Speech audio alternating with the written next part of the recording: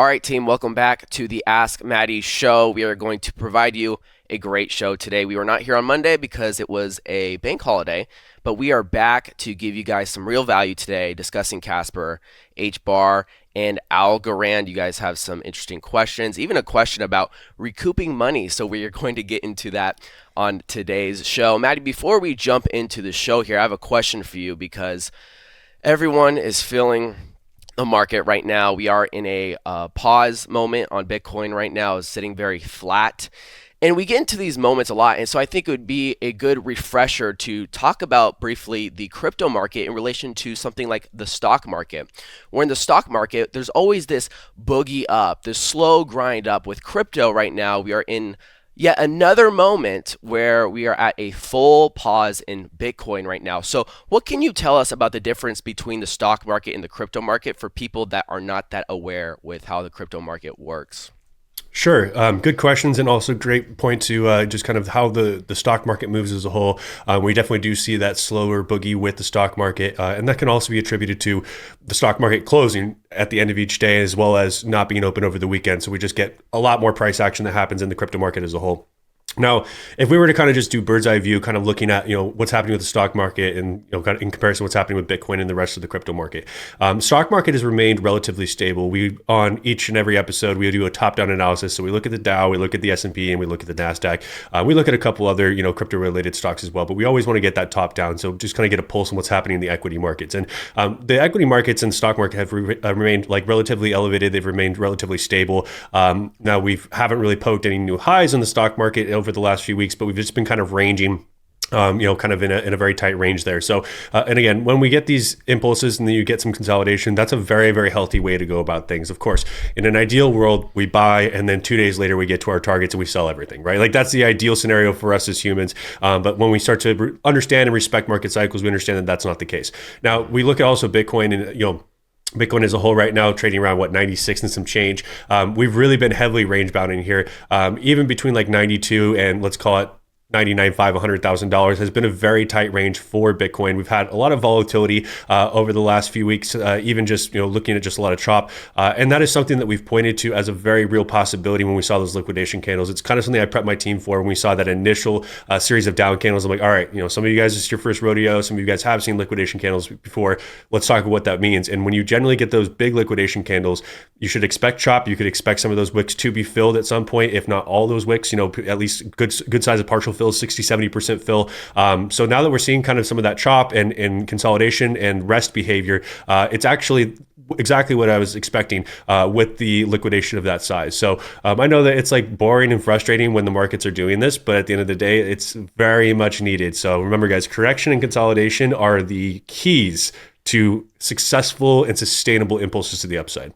Mm-hmm. Great explanation there, Matt. Team, if you want to be successful in crypto, you cannot do it on your own. You need to be involved with CryptoCharge. Become a CryptoCharge member. Click the pin link down below. It will take you to our website, cryptocharge.com, and you can check out our website with our daily shows, our tools, our coin library, and you'll get access to our Discord over there where our community is. So check us out there using code YouTube. Matt, I'm really excited to get into today's questions. Some people are asking about some cryptos that we care about. Maybe we'll get into some charting. I'm very excited for that. Are you ready? Let's do it. Devin says, can you do a full macro breakdown of ALGO? So we've definitely done the ALGO chart quite a few times. It's definitely one of my favorite charts in relation to kind of like some of the blue chips that are focused, I would say, like on payments. But Algorand's a layer one. It's definitely a token that's been around for a little while now, and I think a lot of people start to look at tokens that have been around for a little while, and they're not as interested because it's not just doing that immediate vertical up on launch, and that's fine. You guys can focus on whatever you want to focus on. I still love Algorand. I have Algorand as a staple, as one of my top 10 positions in my portfolio.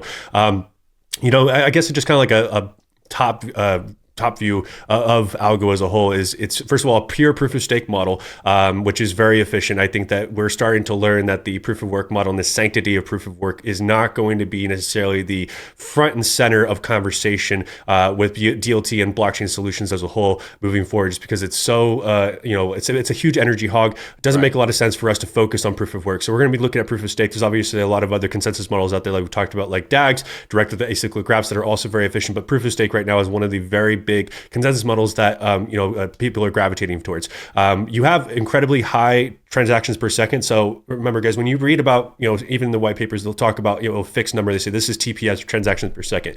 And that basically talks about like the average, amount of transactions that can be completed in a block. Technically, Algorand can do up to 10,000 transactions per second, but that's almost like a theoretical number because it's more like in a vacuum, we can do 10,000 TPS. Now, from an effective standpoint, we've seen, like 2,000 to 4,000 transactions per second, which is still really, really excellent because that runs circles around Visa and MasterCard at a fraction of the cost. It's also going to cost you, I think it's like 0.0001 algo or maybe 0.001 algo. Either way, it's a very, very small amount of algo that's required on average per transaction. So that makes it very efficient for payroll. Obviously, smart contracts are a big part of the Algorand network as well. And because those are cheap to mint and they're very fast and they're very secure, you do have some use cases that are being built right now. I think TravelX, that's right. TravelX was one of them. And they were experimenting with essentially minting travel tickets or airplane tickets as NFTs on the Algorand network, because again, speed, transaction cost, all of those things are very, very important. And of course, with any of those things, it always is up to people to build on the network and really show the true potential. One of the other use cases that we highlighted in a previous episode was they were doing pilot, experiments essentially with smaller islands and other smaller communities that really were underbanked, and being able to issue payroll to thousands of people for a very small amount of money. Also looking at CBDCs with Algorand, which I know for some of you guys are like, oh, I hate CBDCs. Like, okay, but if you're a holder of this token and this happens to be one of the railways that are used in CBDCs, do you really hate CBDCs, or can we overlook that and just be okay with just investing as investors? So Algorand has a very exciting future. Definitely go and check out CoinMarketCap. Look at their white paper, look at their website. You guys have tons of resources to go check that out. But yeah, I really like Algorand all around, price-wise, structure-wise, and fundamentally. That's the holy trinity. Swap DL says, what's the difference between leaving your money in the bank and staking with an exchange? There is none. If you feel safe with a bank, then you can risk with an exchange. It's risk with farting. Risk is everywhere. Risk is everywhere, and definitely do not trust a fart. When we talk about the difference between the safety of a bank and an exchange, so some exchanges, especially ones that are not always based here in the US, right? You don't have FDIC insurance on your digital assets. You have FDIC on US-based exchanges with cash, and that is it. So your Bitcoin, your XRP, even your USDC is not FDIC insured, right? So that's huge difference right off the bat there. When I leave my money in my bank account, right, I'm actually only verified or covered up to $250,000 in losses in that bank account. So that's why for a lot of people who have millions of dollars, they generally spread their money out between multiple banks to reduce risk in the event that we do get some sort of big call and liquidity squeeze. When you guys also look, it's probably erased from a lot of your guys' minds. It was just about 2-ish years ago, we were having the banking crisis, right? You had insolvency, you had the fractional reserve system like on the brink of collapsing to some extent because of all of the uncertainty and the aggressive hiking of rates. So let's just remember this really quickly, guys. We're not going to get too in depth on this. But when you have banks that are doing fractional reserve banking, right? So they hold 1/12 of whatever amount of money that's in the bank. So your money's not actually there, by the way, right? Like they're lending it out, they're making interest in they're making money on your money without even telling you that your money's not there. And then what happens is when they're making all these loans and they're working in certain credit environments and they're like, okay, yeah, money's really cheap right now, interest rates are really low, right? We can do all these kinds of things with money to be, arbitrage plays, whatever. And then when you get the Federal Reserve that really hikes things very aggressively back to back to back to back, and then you have a lot of these loans to become due. Now you have to refinance debt at a higher rate, which creates all this intense pressure on the banks, and the fractional reserve banking system becomes very, very fragile. So if I had the option to keep my money in a self-custody solution and not have to trust a bank, and of course not just keep dollars in my mattress because that's not efficient for a world that's going to completely cashless, I would absolutely go with that self-custody solution. So the fact that I do have that option, I can keep my USDC, I can keep my digital assets, I can keep pretty much anything that I want in a self-custody solution. That is a very, very big advantage. So I think that you missed a lot of very important points here in comparison of just bank versus digital assets and crypto exchanges. Vastly different comparisons. Maddie, we have quite some time here, so I kind of want to sit on this subject really quick because this was a topic of conversation for my last week, just speaking with other individuals, people I admire, and maybe what they are doing with their money, just to kind of make a plan for myself as I, continue on into my 20s, because I am 23 years old. So it's an ever evolving thing with me. And getting into our USD, it's just so funny, man, because, even with Donald Trump coming into office, there are still people that are being politically pressured. And so, even when it comes to things that we can and cannot say here in America, I know we have free speech, but there are some amendments that are coming, some laws that are being passed in certain states that are fringing on that First Amendment right. And so when it comes to our USD, the DOJ at any point can subpoena our bank and freeze or confiscate our funds. That's And right. that's very scary for me. And so as I go into, as I get older, I'm very cognizant of that as things are not as they seem. And I think that's a very great important place to start. Like with your home can be taken away if you do not pay your property taxes. I'm not here to discuss whether taxes in themselves are ethical or not, but it's a reality we have to I face am. here. They're unethical. Yeah, yeah, yeah. So when it comes to taxes, even since the Romans, we've had a version of property taxes since then. So we've always had a version of taxes, and they've kind of, there's this pendulum swing that comes throughout, the last couple centuries when it comes to taxes. But even when it relates to our property taxes on our properties, you can have your house paid in full, but if you not pay your property taxes, a lien get put against your house, and ultimately you could lose your house. So it comes down to this thing is like, do we absolutely own our house? Do we absolutely own our USD, or do we conditionally own those things? Just like Maddie was saying with the bank, if you want to go take out all your money, you can't. You got to put in a money order. It's going to take time. Someone was telling me the other day they couldn't even get like $6,000 out of their bank account the other day, which is crazy. And so when it comes to these things, where do we feel like we are our most strongest at? Do we feel our most strongest in our house? Do we feel our most strongest within our bank accounts? Or do we feel our strongest with our Bitcoin or with our XRP or with our other cryptos that we hold? Maddie, I wanted to throw that up to you because this is something we haven't really discussed in a while.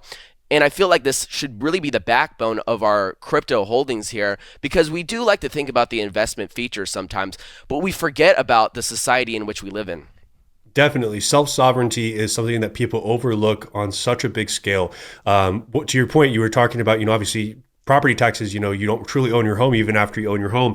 And obviously you don't pay those, you can get your home taken. Eminent domain, right? The government decides that there's a better use for your property and, obviously they're going to make you a fair value offer. But either which way, they want to build a freeway, they want to build a school, they want to build a library and your home is right in the right spot.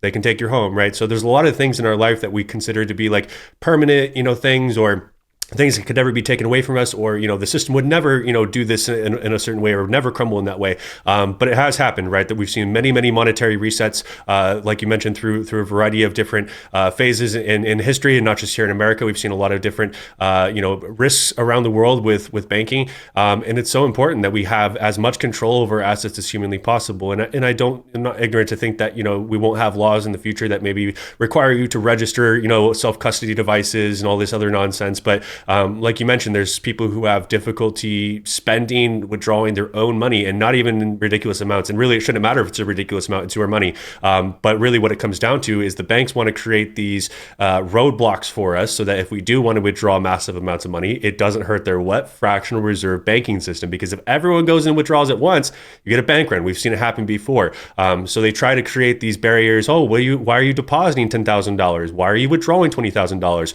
None of your damn business, right? But it doesn't matter because they can just hit you with all these legal roadblocks and make it very difficult for you if you don't comply with their whole process. So not that we can all be debanked. There's always going to be on ramps, off ramps, but I think you're going to probably see, especially in other parts of the world, where people are much more aggressively debanked or don't have access to liquid railways, are going to see a very big uptick in self custody and stablecoin payments. Mm-hmm. Great explanation there, Matt. Swamp, hey, thank you for throwing this up.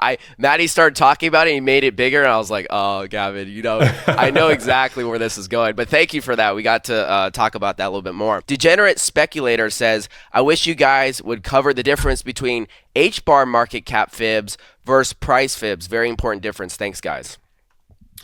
So people get hung up on this stuff, and if you think about it, yeah, what is market cap, first of all, right? It's circulating supply times current market price, right? That equals the market capitalization. So when we talk about market cap like charts and putting fibs on those charts, it's basically just looking at the same thing, but through a just slightly different mathematical lens, but all of the variables are still there. If you think about it too, if let's say there is not a fixed supply, and there's an inflationary rate, like Ethereum has an inflationary rate.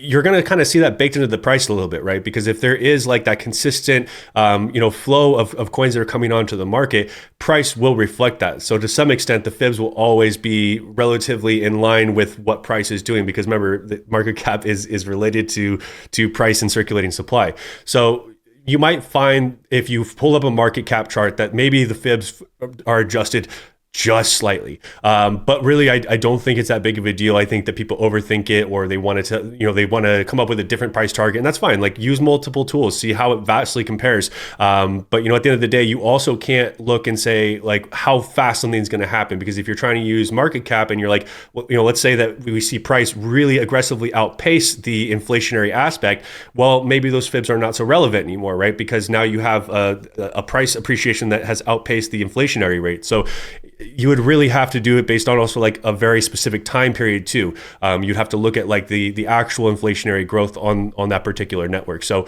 you guys do whatever you want. Like these fibs work really, really well, regardless of what market I'm looking at. It works on the Dow Jones too, right? I don't need to pull up market cap of Dow Jones. I can just use it on the Dow Jones and it works. Again, it's just logarithmic growth. That's what Fibonacci's are, guys, right? Like, it's not super complicated. And when we look at logarithmic growth in price, all we're looking at is patterns in history and how price has grown previously. Now, are they always 100% on the money? No, but can I find more examples of not, of 1.618s, 2.618s, or 4.236 extensions getting filled out without using market caps? 100%. So again, you guys use whatever tools are good for you. I think that people overthink a lot of this stuff and think that they're finding this little edge. I don't think that you're going to get that much more of an edge using the market cap versus like a traditional chart. Westcott 8048, that's my big bro right there. Any update on your Casper node? I've been dragging my feet, and I've actually just been burning money by dragging my feet, because I bought a server out in New York. It's a great server. It meets all of our needs. I've actually, for the last 3 months, been paying for it. It's like 70 something bucks a month. I've been just burning in my pocket. So I really just have not set aside the time to just install the code essentially and set up the node, which I know a lot of our team is ready to get staked up with us as well as a 0% validator. So it is coming, guys. I've pretty much forked up all the dollars required to get it covered. I just really need to set aside a few hours to make sure that I get it installed, and make sure that everything looks good. I want to make sure also, after I set it up, that we do some tests first and make sure everything's solid before we bring you guys in. I don't want you guys to have any problems. But I was previously going to build my own node here at home. I had all the equipment for it. I've built tons and tons of computers now. I was very excited about it. And then I was trying to reach out to my internet provider to upgrade my internet to essentially a business line. And they do not offer that in my particular area. So I really was just very concerned and care a lot about reliability for you guys, right? Because I don't want you guys to move from a validator that has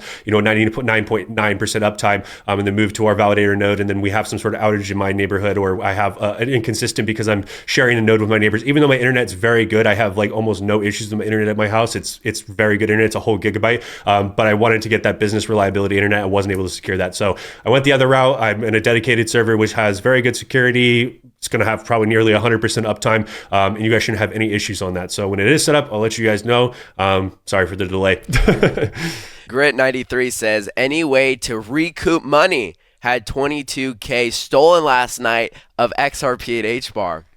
Oh, I hate to hear that, honestly. I really am sorry. Like, even if there are things that we could have done differently to make sure this didn't happen, I do feel terrible, and I hate to hear that. Like, never makes me feel good to see somebody lose their crypto, because sometimes two people lose crypto and then they just get very disheartened, and then they don't want to rebuild, they don't want to come back, and they're just kind of done with it. And like, it's understandable, but it's also very sad to me.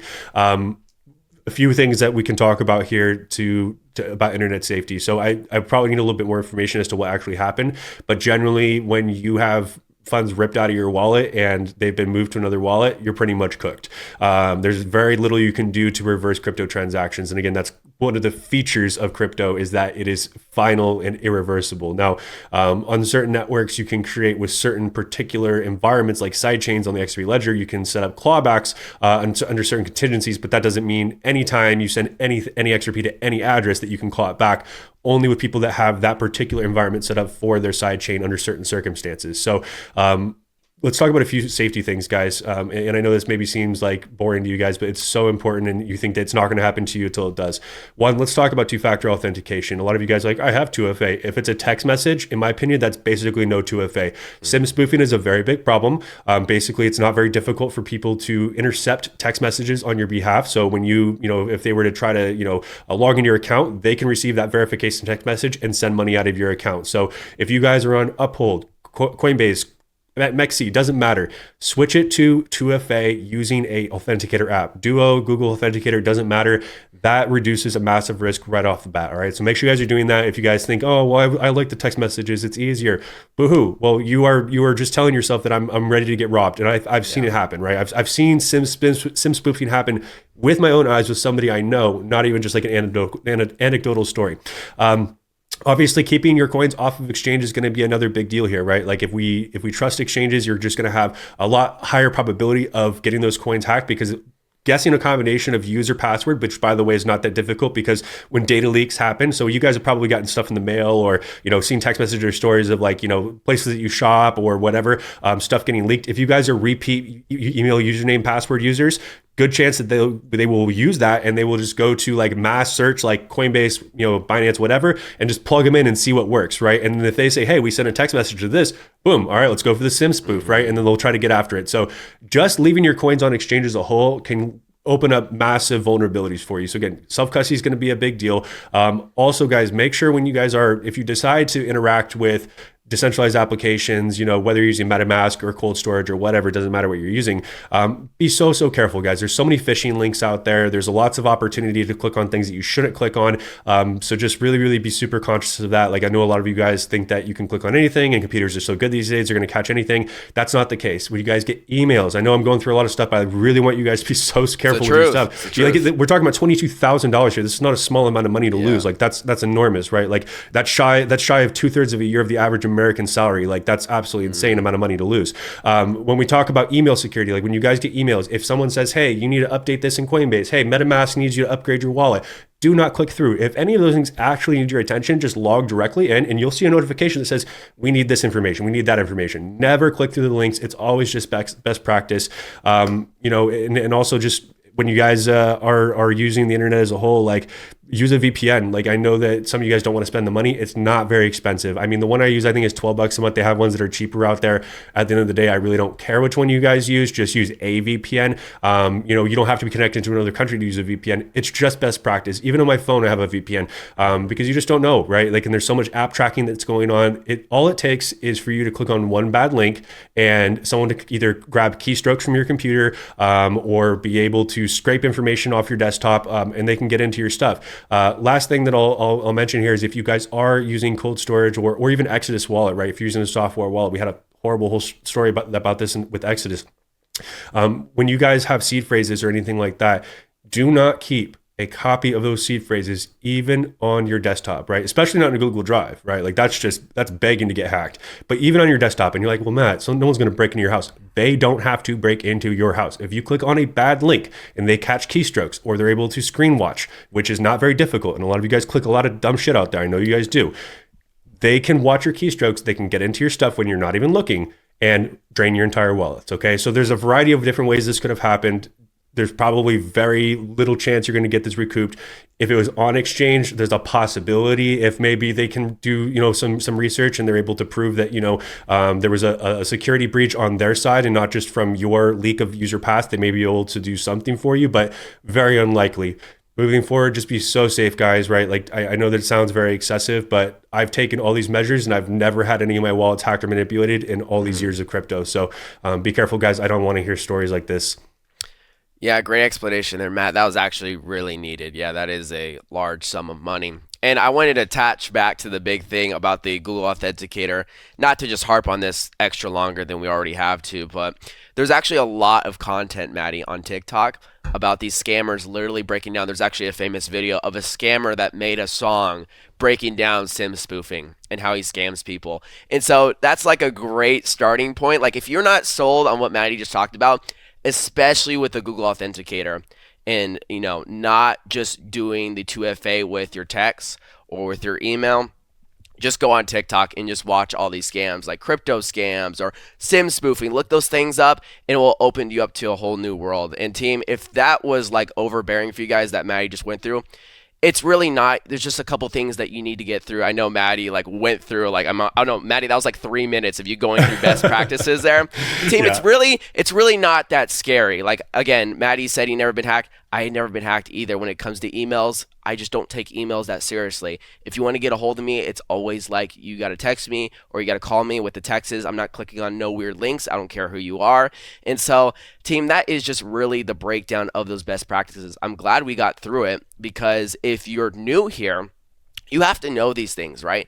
And it really isn't that overbearing when you get through some of those steps because it is just like 1, 2, 3, don't do this, you're good. You're set for the rest of your time in crypto here. So if you need more explanation on that, I highly suggest click the pin link down below. It'll take you over to our website.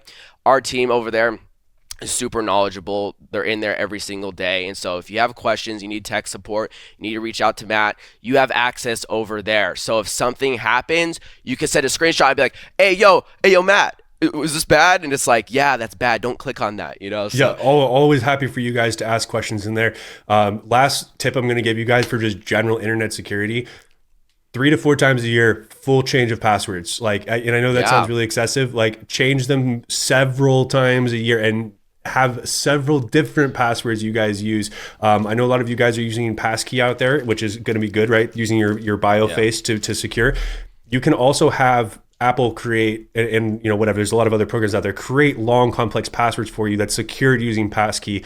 That's going to be much better for most of you guys. If you guys are constant repeaters of passwords, don't do it, right? Like it's only going to create a lot of problems for you guys. It's when data breaches do happen, and especially when they find that there's overlap in data breaches, they're like, oh, this person uses the same username and password all the time, and they're going to target you more specifically. They have programs that work this stuff down, and they give them basically a hit list. They have CRMs, guys. They have literal customer relation management systems that they use to scam you guys to help filter and look at this data to target people that are high probability individuals. So again, I know that most of you guys are like, it's never going to happen to me, until it happens to you, and then you're like, oh my God, I wish I had spent 5 minutes with my internet security. So again, this is something that's very passionate about because I've seen people get really hurt. Don't be that guy. Guys, I promise this is the last thing today, but just like if we're gonna go all in, let's go all in here. The other day, Maddie, I was going through like my logins. I mean, my logins on this phone, right? I haven't had this phone for very long. I had it for a year. But when we were younger, when we were in middle school and high school, you know, us guys, or I'm just going to say me, for example, I was always asking the girls for their Netflix, for their Hulu, or their Disney Plus or whatever, just because, like, I wasn't paying for that. So if they and their family had a Netflix, I was like, hey, homegirl, can you throw me the email and password? You know, this was back before Netflix was really cracking down on, you know, the home usage. The other day, Matt, I go in to log in on Netflix on my Google on this phone. You know, obviously passwords are saved through your Apple ID. I went in to log in on Netflix, and it was this girl from when I was like literally 13 years old, and it had her like mom's email and their like family password, and I was like, dude, this is crazy because I bet you they use this password for maybe all their Facebook accounts, maybe all the other logins. So it's like, guys, that one Maddie just broke down to you right now. Change those passwords. You have to, because your children are probably just handing them out like they're candy so that everyone could just hop on your Netflix or your Disney Plus or whatever. So, team, Matt, that was a lot of value right there. Team, if you got something valuable here, make sure you leave a like. Do not set yourself up for failure here. It's really not that easy. If anyone else is getting scammed out here, it's the people that are not me. It's them. They're the ones giving me their Netflix passwords. I'm not giving my Netflix password out, all right? So, team, double check your kids. Make sure they're not doing all that stuff. But until next week, team, thank you for joining us. We will see you guys next week. Bye.